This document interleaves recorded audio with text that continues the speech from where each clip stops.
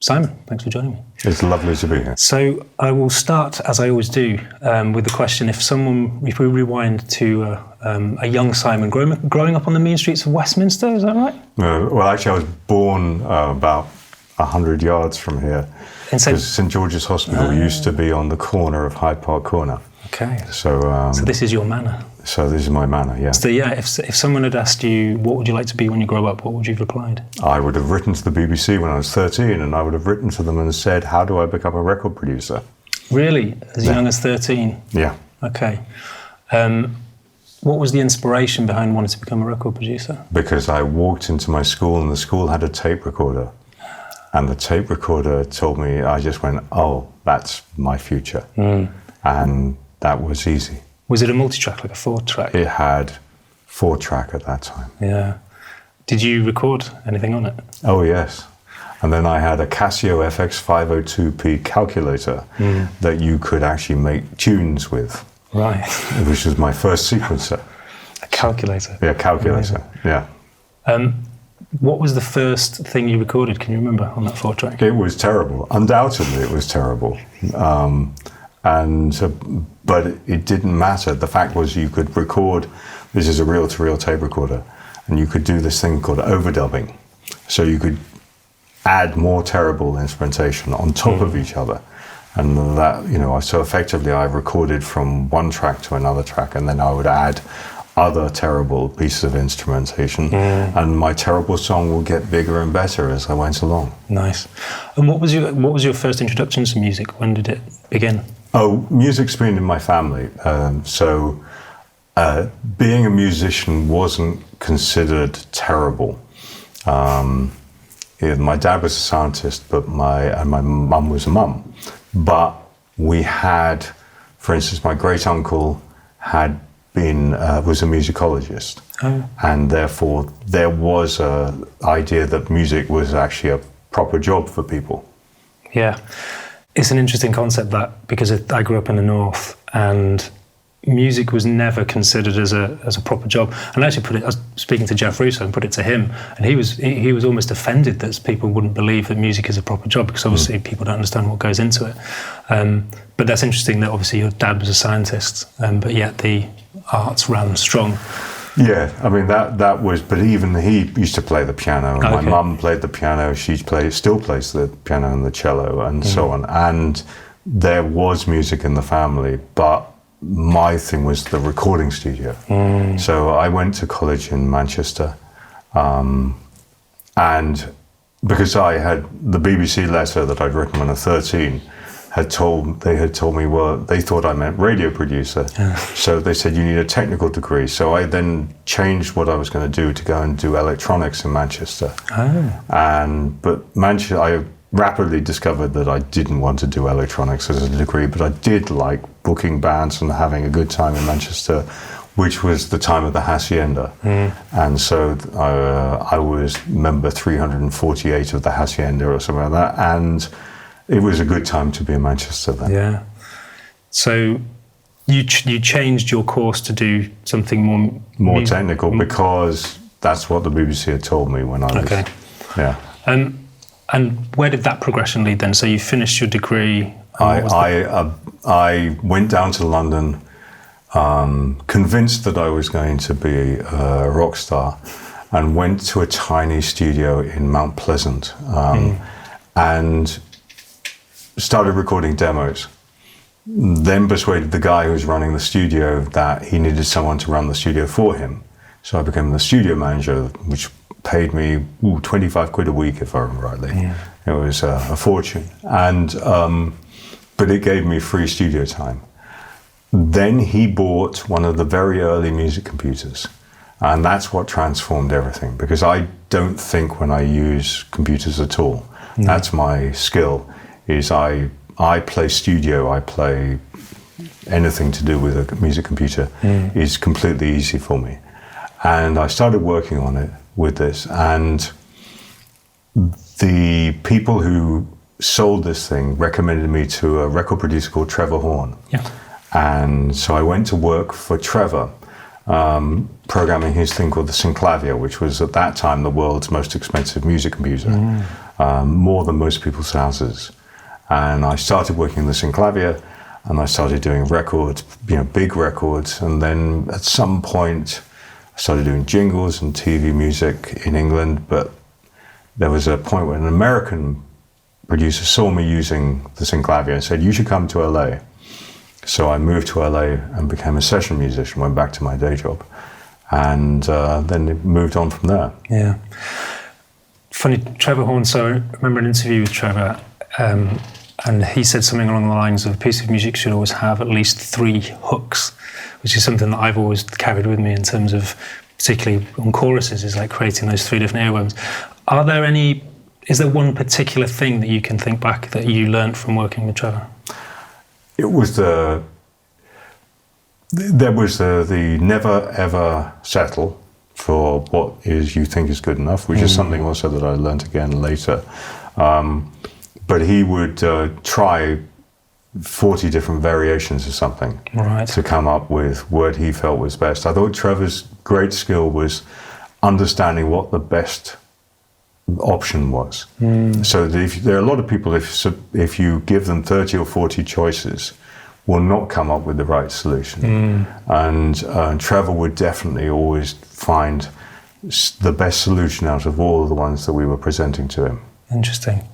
Yeah, I often think with coming up with hooks, it's always good to do a certain number and then come back with fresh ears, and normally there's one that will... I think the thing was, he was a bass player, and bass players have to listen to everybody else. In a way, you're providing the anchor, and the groove was always essential. And I think one thing I also learned was how to get a good groove, and that really carried me through even my film scores. I think my writing always has pocket. Interesting. Yeah. Well, I mean, we'll come on to the score for the new Avatar soon, but definitely with the Ash people at first, there's a real groove in that. Yeah. But before we do, I'm just curious, because there's quite a few composers who start in sort of music production, like Matt Quayle and Jeff Russo would be cases in point, that have graduated into film scoring. Was that just an organic process, or was it a considered thing from your point of view? There's been a tradition of session musicians becoming composers. There was this piano player called Johnny Williams, who worked for Henry Mancini and Alfred Newman, and he did quite well. And so did Huss, and so did James Newton Howard. The thing about playing for other composers is that you learn on the job. Yeah. I was lucky because of the work that I did with the way that people hired me. I would tend to work for long periods of time on a project rather than just 3 hours. So I get hired by John Barry or Alan Silvestri or Howard Shore or James Horner or Tom Newman, but I would get hired for chunks of time. And that gave me a much better insight in terms of seeing the whole process. Yeah. And I think that's been hugely beneficial to me.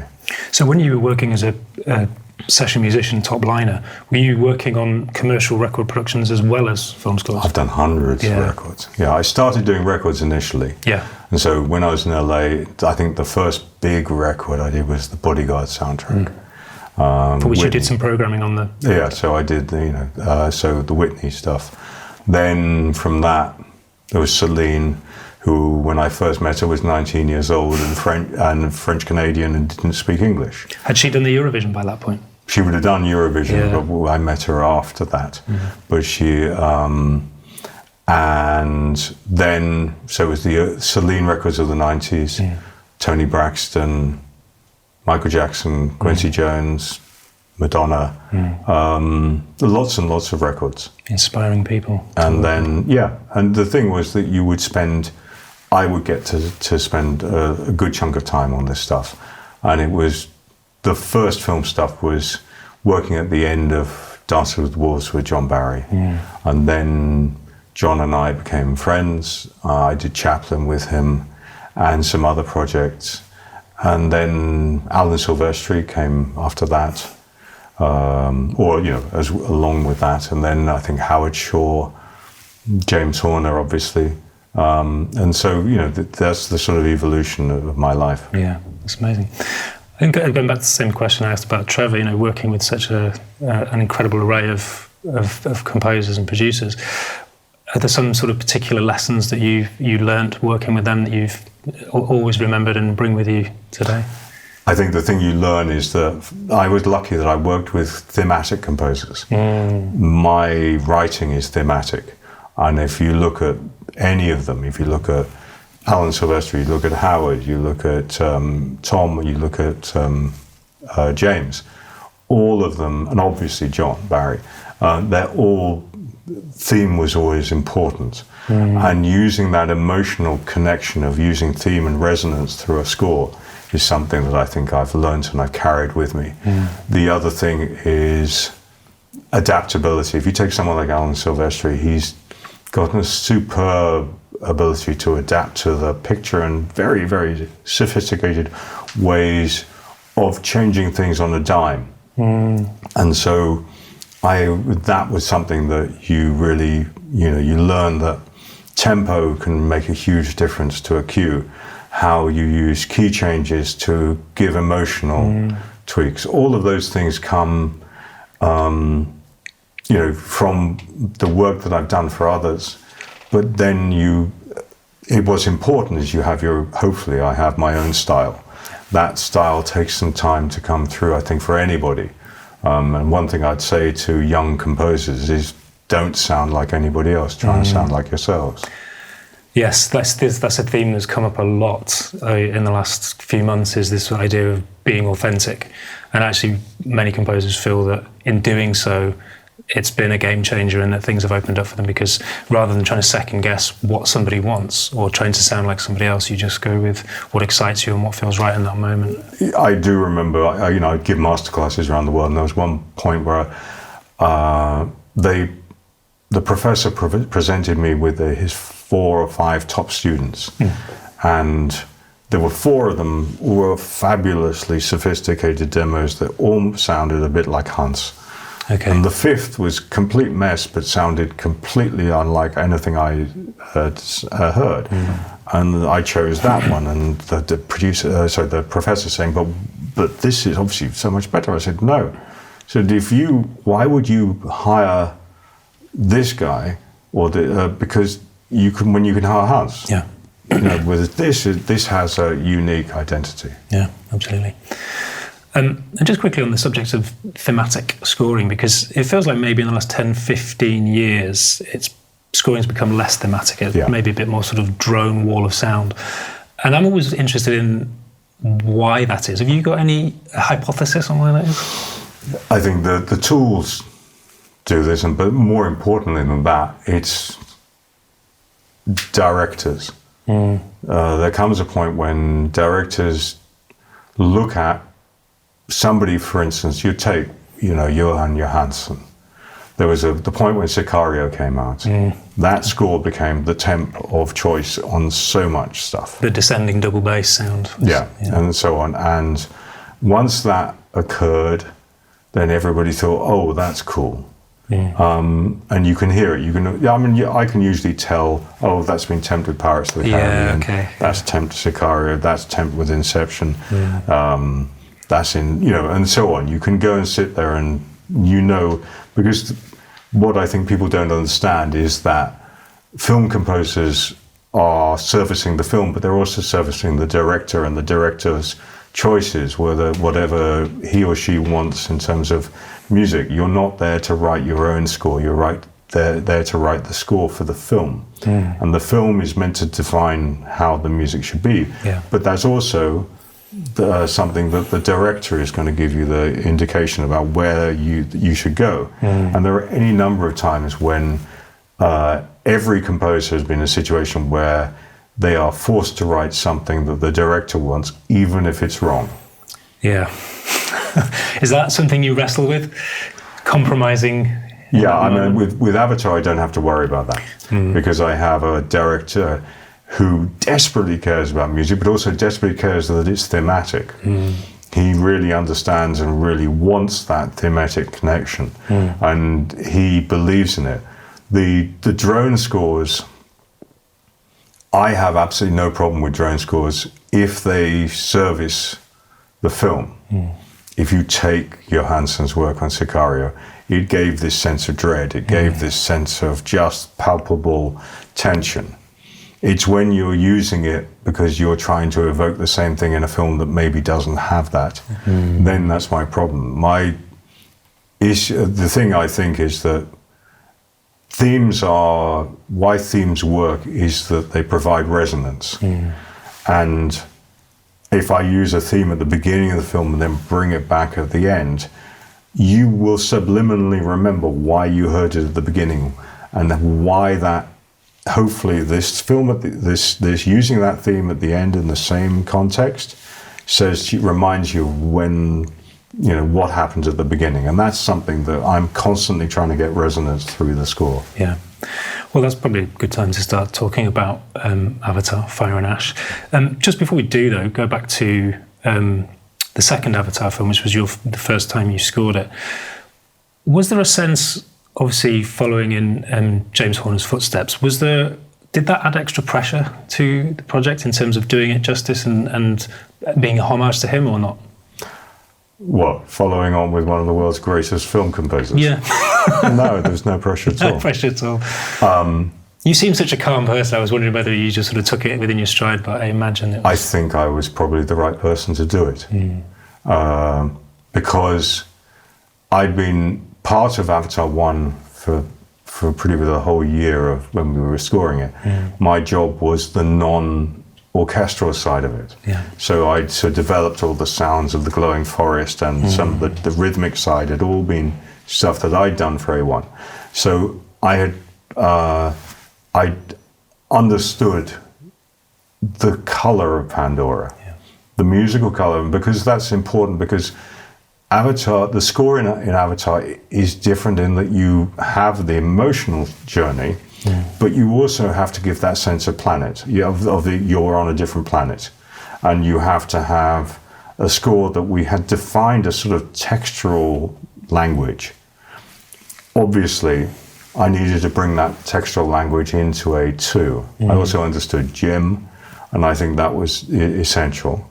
But being able to then say, Jim said to me, well, we want to carry some of the DNA. It's a sequel. And I know that DNA is part of me.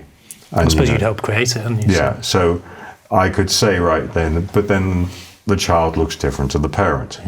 And so A2 also required a score that reflects A2. And so we had the water, we had the Metkayina tribe, we have the Reef, the Reef clan, we have Payakan, the great big, basically a 300-ton Labrador. We have all of those things, and one of the things that Jim talked to me about, we said we don't have a thematic heart to the film. By this he said, look, A1 was a beautiful score, and I'm very, very proud of my part in that, but I'm also very proud of what James wrote. I think he wrote a beautiful score, but it tended to be lots of themes used once. Okay. And Jim said he wanted something where there was more repetition, where it became more a leitmotif thing, where we have actual themes that we use for people or things. One of the things he said is we don't have a theme for the RDA. We don't actually have our Imperial March. No. And so I had to write a theme for the RDA. We didn't have a theme for Quaritch. No. So we had to have a theme for Quaritch. And there were all these new themes in this. We had a Quaritch theme, we had an RDA theme. We also needed a family theme, which is the first thing I wrote was Song Chord, which is Zoe singing it, because on script 2, A2, the second paragraph says Neytiri sings the song chord and then describes what the song chord is. Well, she has to have something to sing. So I had to write the lyrics in English first, to show them to Jim, say this is what I want it to feel like. Then translate it into Na'vi, which is as close to Vogon poetry as you will ever get, because it's K's and X's and T's. With the exception of the fact that when Zoe Saldana sings, it sounds fabulous. And somehow she makes it sound like it's 1,000 years old, and which is what I wanted. So the song call became the theme for the family. And then we had Payakan, and so on. And because of all these new themes that Jim said to me, we need themes that we can repeat and we understand what they mean. Yeah. It became a different score. I took themes from A1. We had Jake and Neytiri's main theme, the ICU chords and so on. But it required a fresh score as well. Mm-hmm. And the same thing, I've taken things from 2 and I've taken things from 1, but 3 is largely a fresh score as well. I mean, almost 90% is new. Yeah. Because that's the requirement. The film has changed, and therefore you reflect the film you're writing to. Sure. And so the starting point, if I understand correctly, was back in 2018. It was the Wind Traders? Yep. That seems such an inordinately long time ago. Can you tell us a bit about how? So the Wind Traders jig is the first thing. Yeah. There is a hoedown going on deck of the 250-meter galleons that they sail in the sky. And so the hoedown, I can't give them banjos. No. I have to therefore give them Pandoran instruments that they would, a nomadic,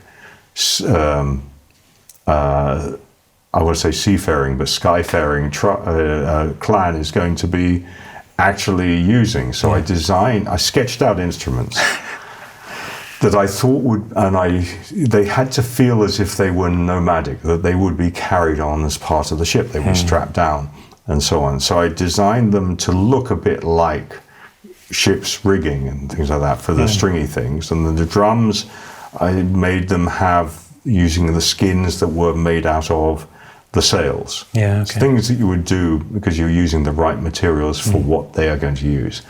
Gave them to the art department. The art department made the exquisite, beautiful 3D renders. And then the props master, Brad Elliott, has an enormous 3D printer, so he prints them out because somebody has to be able to perform them on set. Yeah. Because we're talking about performance, it's not animation. No.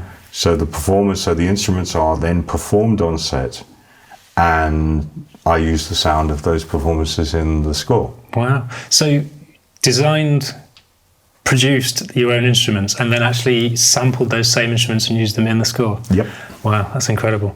Yeah. Did you play them yourself, or but there's a good thing. If I can get somebody better than me to do it, then I do. But if you've created your own instrument, I suppose if it's a guitar-based instrument, you've got to go find a session guitarist. Yeah, I'm lucky that there is a man called George Deering in this case, who in Los Angeles, who can play anything. Right. Okay. And so I had George Deering play some things on this, but I had a scale that I developed for the Wind Traders, which is this sort of mutant Arabic scale. Okay. Which is, it's based on I had a rising chant, and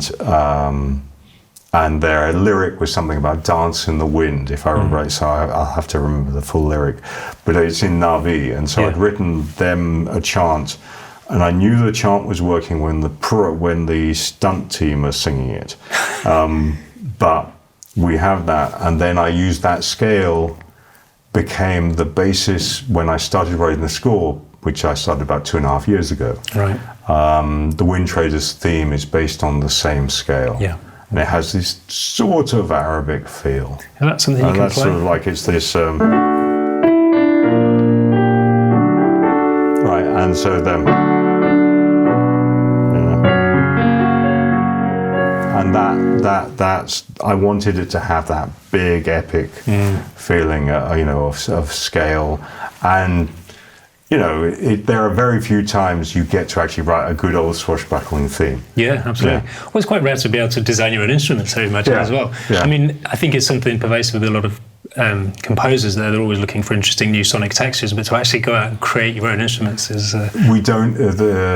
There is the mantra in Avatar is you don't make shit up. Right. Okay. So I had to show him analogues on Earth for things. In this case, some of the string instruments, I found a couple of things, which there's one thing where you slide a piece of wood up and like a bottle, almost like a, and the other one is I inverted a kora, that sort of West African instrument, and then made it look like ship's rigging with a circular thing around the top, and then so on. So and it works very well. problem is with 3D printed instruments is the stability of them can be a little bit thing. And obviously we can't just keep refining the sound. So they are what they are, but they worked very well and they did sound different. Yeah, which is good. But I suppose you'd have to get a luthier or the sort of like West African equivalent to design and make it in real life. Yeah. Wow, fascinating. And then sort of looking again, there's some new themes that have been introduced to Fire and Ash. Yeah. The Ash people probably would be... So the Ash is based on the Murinhe, which is a Mongolian instrument. I had been lucky to spend time in Inner Mongolia about 10 years ago. Yeah. And there they have this string instrument, it's like a 2-string viola. And you can play it with a real frenzy. And it was about, I wanted them... They are agents of chaos. They want to burn the world down. So what I decided was that they shouldn't have a theme. They should have a feeling. It should be of this relentless drive. And so I based it on descending tritones.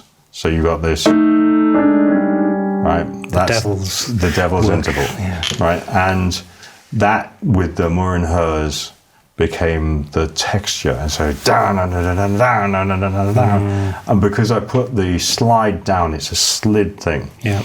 And that putting the slide on the downbeat instead of on the up, so that you don't settle, it means it never quite has a home. And but the moment you hear this texture, you know it's there. I then augmented it with some electric cello through fuzz boxes and some violas.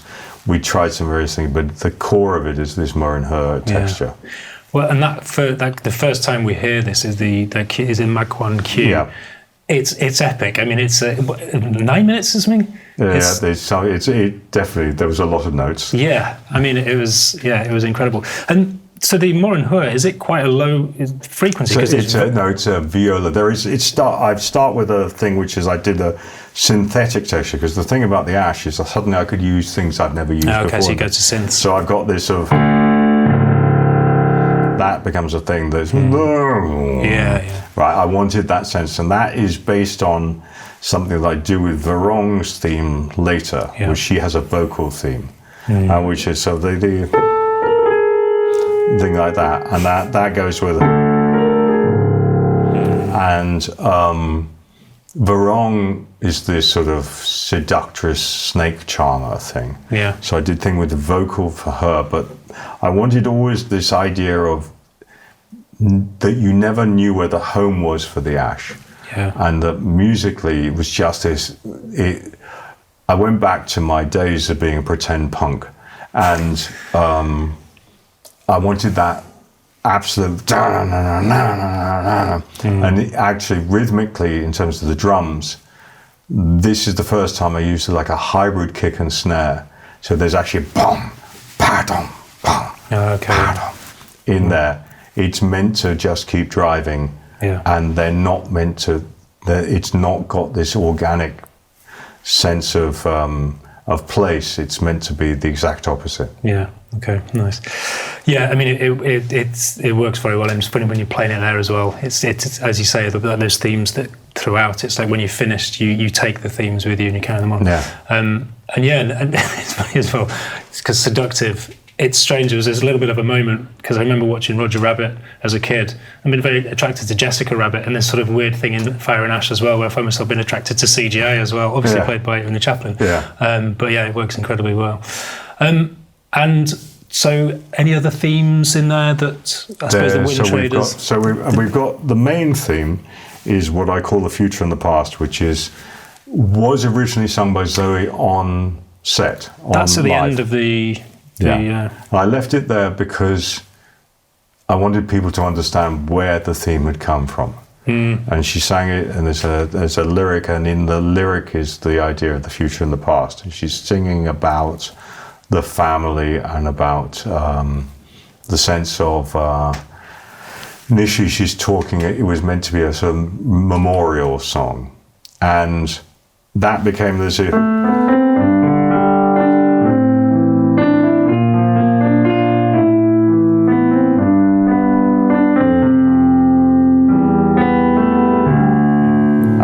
became the main theme. You'll hear that a lot throughout the film. Yeah. And I wanted that to be the core of this, and it's because this is a feeling. This is a film about the past and the future in some ways. Yeah. And so she's got a lovely voice as well, hasn't she? She has a beautiful voice, and when you hear her sing, that's her singing live. It's captured by a boom mic. Oh wow! Okay. I didn't pre-record it in the studio. That's just a one take. Amazing. And she sounds great.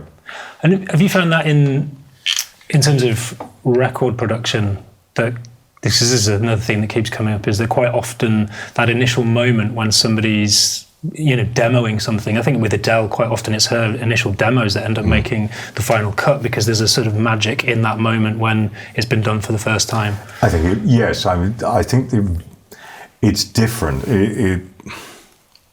When I started, we didn't have auto-tune, we didn't have Melodyne, we didn't have all of the tools that we have now. Yeah. And that meant that often performances were done 20, 30 times sometimes. Yeah. There's the legendary thing of The Greatest Love of All, the Whitney song, which is like 104 takes. So sometimes all these great things you think are single things aren't. And we're there to make you feel like it's a single take in terms of producing a record. I think the magic comes when it feels as if it comes from the heart and hadn't just been sung from the paper. Yeah. And that is, the great singers make you feel like they're singing it for the first time. It's like the great actors make you feel like the line has come because they've thought about it and it comes out of their mouth. Yeah, absolutely. Well, because you produced My Heart Will Go On with Celine Dion, and I was fascinated to read that was a demo, wasn't it? But it was a case of don't touch it. Yeah, I had demoed it up because James Horner had given me the piano sketch, and I worked with Celine many, many times. So he said, well, would this work for Celine? So I demoed it up. James took the demo to New York where she was working. She sang tracks. I then comped the vocal, but we made a cassette that James Horner carried around for about 6 weeks before he gave it to Jim. Waiting for the right moment. Yeah, waiting for the right moment. And then once Jim had said yes and he loved it, I was told to finish the record, but also don't change anything. Because the worry was, what if James changes his mind? Yeah. And is that testament to Celine as well, in terms of, because if she's recording that thinking that this is a demo, it's an incredible vocal performance that she's just... She had no choice. I mean, hearing Celine sing was always just everything. I mean, she could sing, literally could sing a bus timetable and it would sound amazing. Nice. So everything she ever did sounded great. Yeah, incredible. And obviously there's another, because this seems to quite pervasive as well, is having songs attached to them, because obviously you co-wrote a song with Miley Cyrus. Yeah, so this is Miley and Andrew Wyatt and Mark Ronson and myself. And this had come from, I had an idea, I had a title which was We Dream as one at that time. And I had an idea, I wanted a song that was about connection, because the opening of the film and the closing of the film are very much about connection. And I wanted that sense of resonance there. And I called up, Jim said to me, I think I'd like to have Miley sing the song. So I called up Andrew and Mark, who are friends, and I said, they obviously worked with Miley many times. I said, do you want to check out, see whether she'd be interested? And we get a text back from Andrew saying, yes, she's in. And so they came over to my studio. I gave them this idea of We Dream as One and gave them some themes, and then they went away and started to work on the song with Miley. I had to go to New Zealand because I was working on the score with Jim in New Zealand, and we were dubbing the film.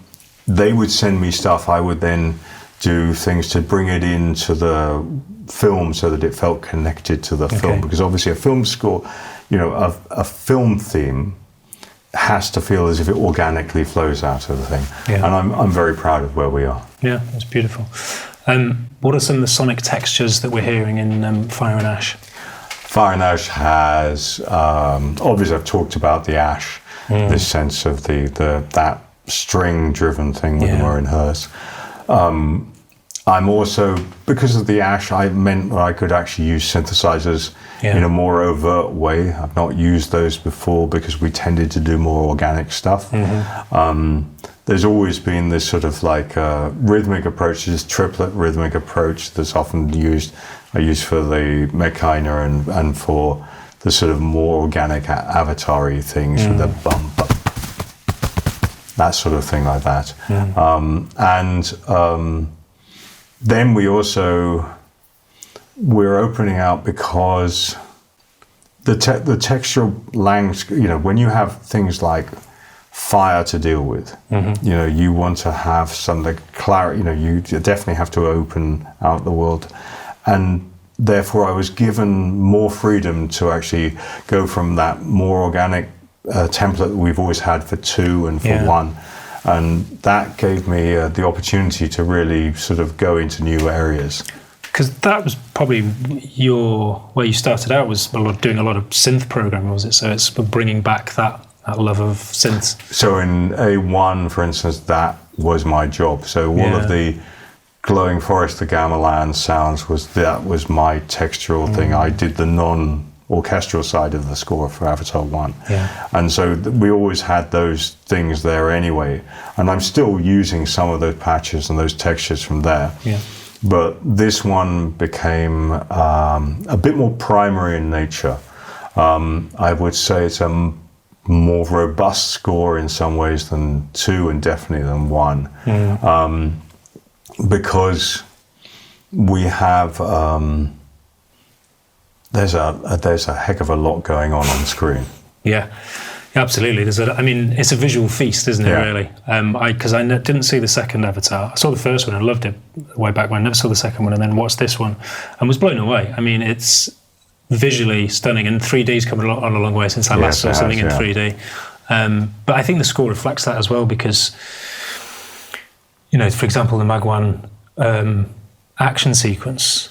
I got lost in it listening to it because it's constantly evolving and moving around. And then there's obviously moments as well where it's obviously signifying the arrival of the Ash people, and there's a sense of danger. But then you cut to Jake Sully. The score shifts into sort of more his world and maybe even his theme in disguise, and then morphs back. So it was incredible. And there's a lot of vocals in there, choirs, and every possible combination of vocal is used in these films. And that's something that Jim has always embraced, and it's something that I have an awful lot of vocal work in here. And a lot of directors are very scared of using vocals because it's such a strong color. Jim isn't. One thing you were talking about textures, I realized there's something also.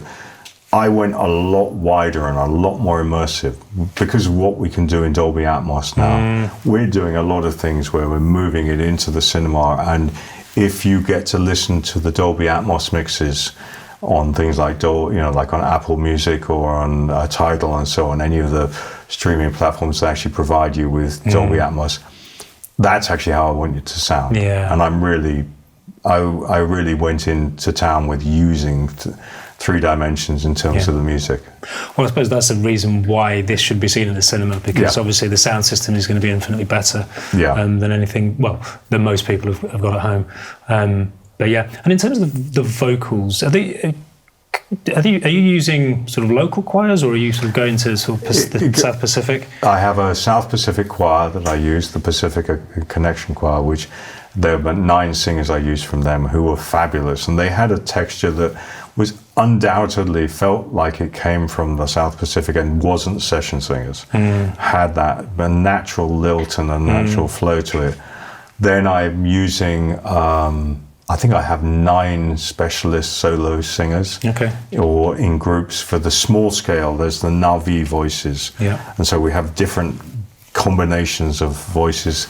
And then there's the legendary Elizabeth Scott. She's doing this sort of phenomenal sound that she sounds like she's like, nobody gives you a sense of time and space like Elizabeth does. You know when she's singing. Well, I know when she's singing normally because I think the spine gives way a little bit. Just like, oh. Yeah. And then we've got epic. I mean, I've got full-on choir, like huge choir. I've got every possible combination, and that, as I was saying, that's something that Jim really works with. And then I just have to make sure that, for instance, I don't put a vocal line that has anything that will be lyrical, cannot be around dialogue. No. You have to be very careful, because otherwise your ear starts going to the vocal line. Sure. And from what I understand about James Cameron, he is fastidious in terms of attention to detail. Yeah. Would I be right in thinking that you are also fastidious in terms of attention to detail to score? Because it seems to be incredibly detailed. There is that was my style was always about layers. So it is not uncommon for me to have hundreds of tracks of programming. Right. And if there's a drum track, that may be 12 or 15 different things that are already layered to provide textural changes. Yeah. And that goes through every part of this. And yes, I want it to sound in a particular way, but I also have to... Jim would expect me to take the same level of care over the music that he does over the visuals. And so I absolutely make it as close to perfect as I can make it, and I don't play it to him until I'm happy. Yeah. I suppose that ties back in with what you learned working with Trevor Horn, which was, don't settle. Find that best possible outcome. So you mentioned the drum layering. Yeah. Are they recorded drums? Are they recording those drums live, or are they? No, the vast majority of them are me programming. Right. And because of the way that I work, I play from the beginning to the end. I don't cut and paste. I don't loop.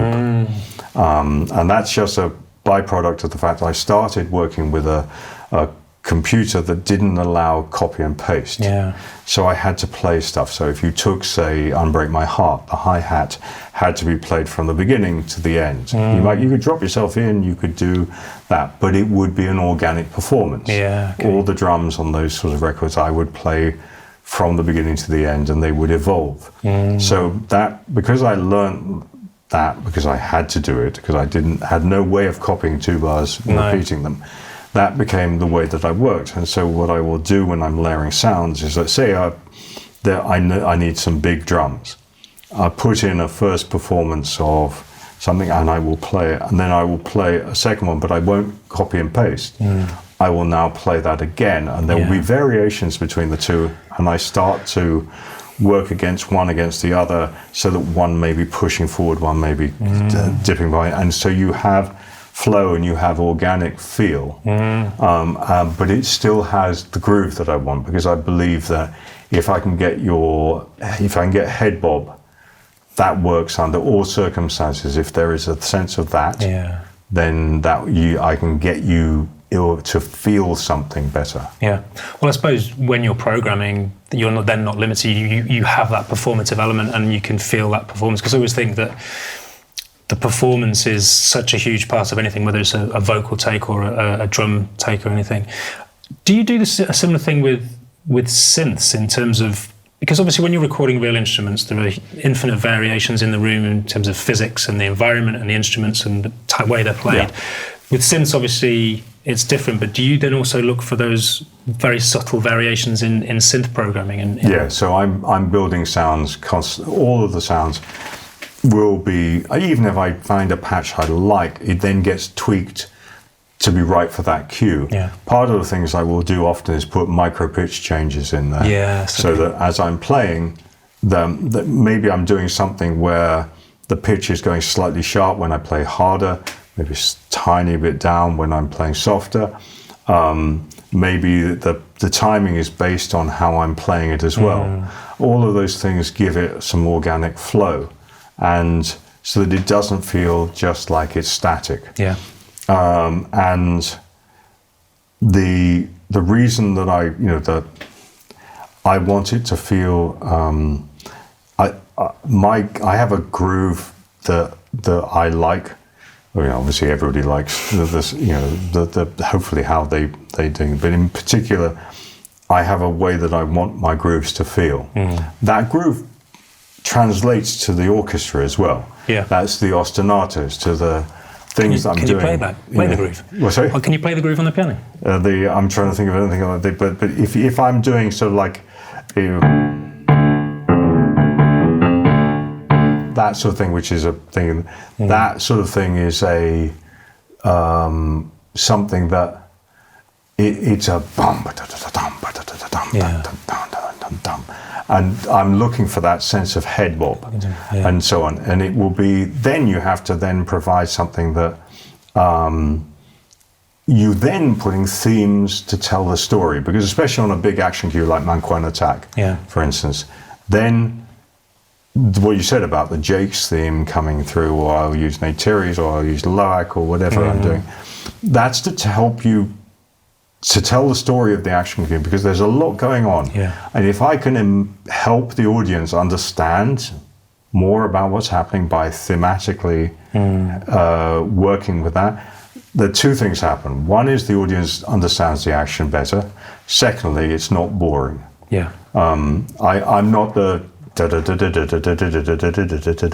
that's not my style of work. It may be that I will start something with something simple, but then it expands and it evolves. That's like the visuals, as you say, like it has to work with the visuals, and the attention to detail on the visuals is equaled with the attention.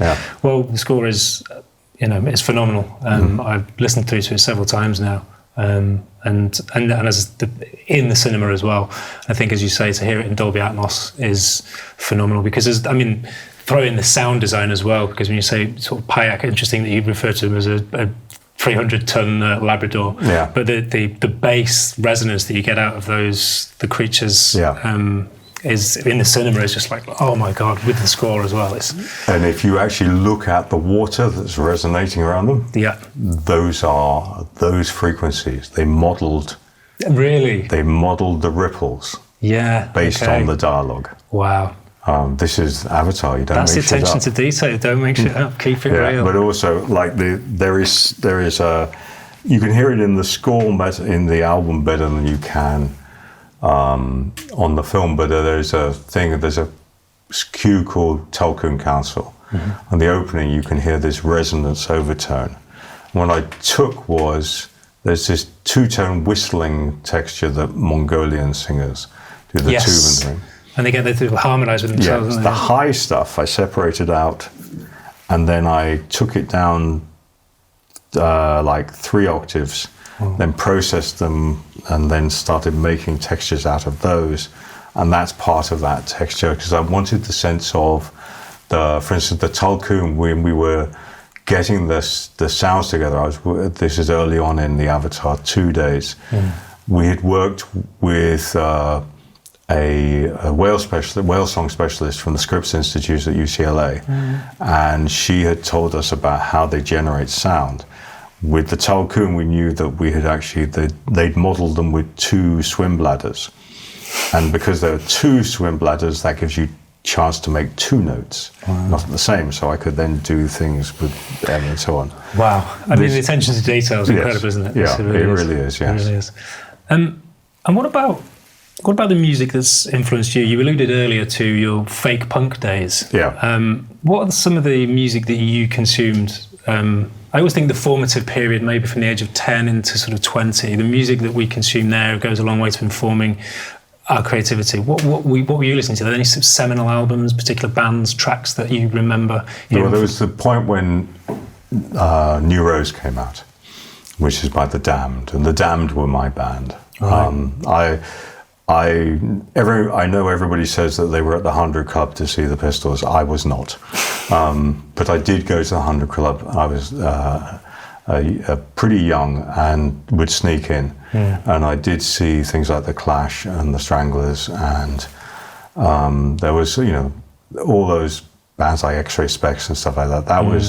Those were the bands that I grew up with, and then it evolved to things like Killing Joke. I enjoyed what they were doing musically.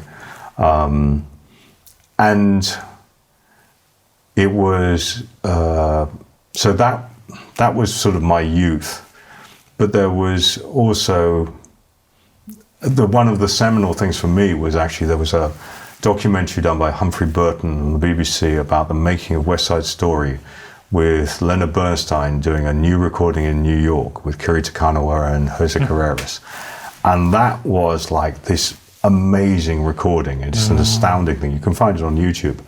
And that also was really important because it made me fall in love with a recording studio and an orchestra being recorded and what you could do there. And if there's a single piece of music that I could take onto a desert line and I only had one, it would be West Side Story. Right, okay. Because West Side Story, is, as far as I'm concerned, is the entirety of the 20th century in one piece of music. It has pop, it has jazz, it has avant-garde, you know, basically, you know, you could go straight back to Stravinsky and Shostakovich in some places in there.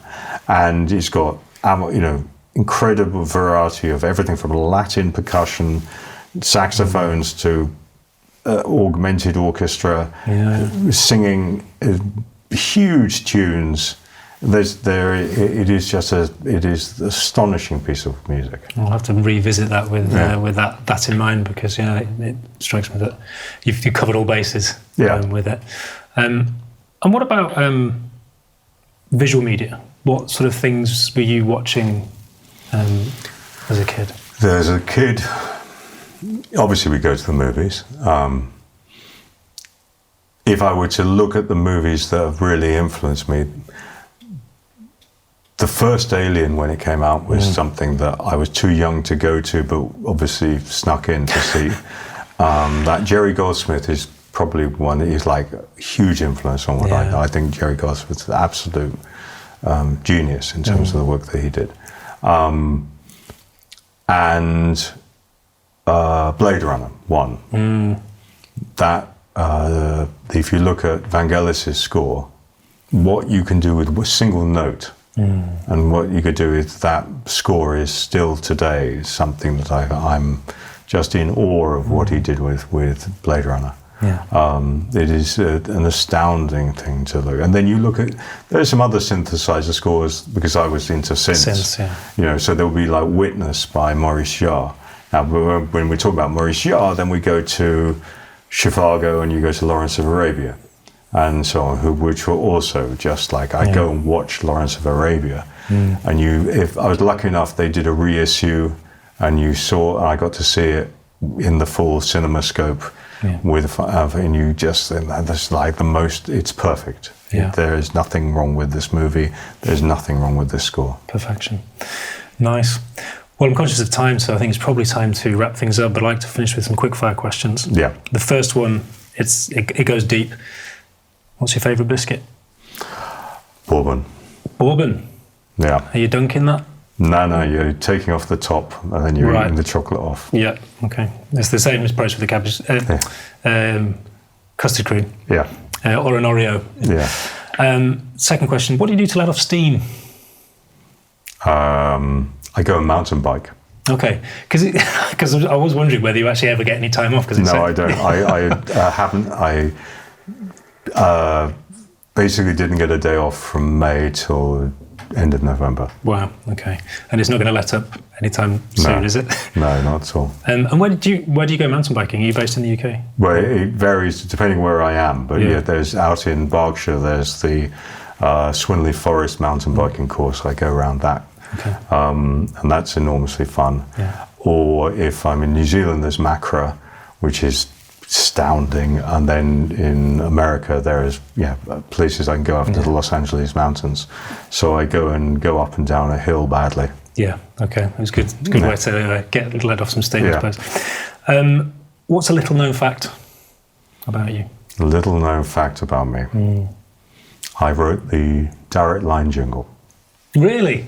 The original Direct Line jingle. Wow, okay, brilliant. I love that, because Going for Gold, I love the fact about Going for Gold was written by Hans Zimmer, and now you've got the Direct Line jingle. Yeah. And who was it? Somebody, Charlie Brooker, what did he write? He wrote, he did the branding for something. Excellent, I love those. What scares you? I'm a self-employed musician. Unemployment. Well, I think probably given the quality of the score for Avatar, you're probably safe for now. Which actually is interesting because I will just touch on it briefly, but where do you see music and AI intersecting? I am concerned for the next generation. I'm concerned because I think it's going to wipe out the bottom third of my business within 3 years. Why that's important is because the first 10 years of your career are where you earn nothing. And I did dog food commercials. I wrote direct line jingles on toy car horns, right? All of that stuff is you do, and that keeps you at least working. If it's all AI, if the afternoon kids shows and stuff like that are all done, then that means that my 20-year-old version of myself doesn't have enough money to stay in the business. And that also, more importantly, I don't get paid to learn. And that's the first thing. And the second thing is it's going to greyify everything. Because AI is based around the median. It's based around finding what is the most popular version of something and then heading towards that. And the problem with that is that because you can generate enormous amounts of material, if music is based about extremes, you have Rite of Spring and the riots it causes in Paris in 1918. You have the Beatles coming out with Helter Skelter out of nowhere and that causing heavy metal. All of those things are where music changes and it pivots. Now, if you then put an enormous layer of grey on top of everything, so that you don't have black and white, you have more grey, then it becomes much more difficult to find Rite of Spring. It becomes much more difficult to find Pretty Vacant when it comes out. And I suppose as well, hopefully maybe there is light in that respect, in that the people who are out there doing something different, and it will stand out from the homogenous nature of the problem is that if you have the homogenous nature is the majority the mass of it, market, then it's much more difficult to find the stuff that stands out. One final question then. What piece of advice would you give to your younger self? I would say, don't sound like anybody else. Lovely. Great sentiment to finish on. Simon, thank you so much for taking the time to chat. You're very welcome. Cheers. Great. Thank you. Good. It was enormously fun. Yeah, it's great. Thank you very much. Fascinating. Lovely. Okay.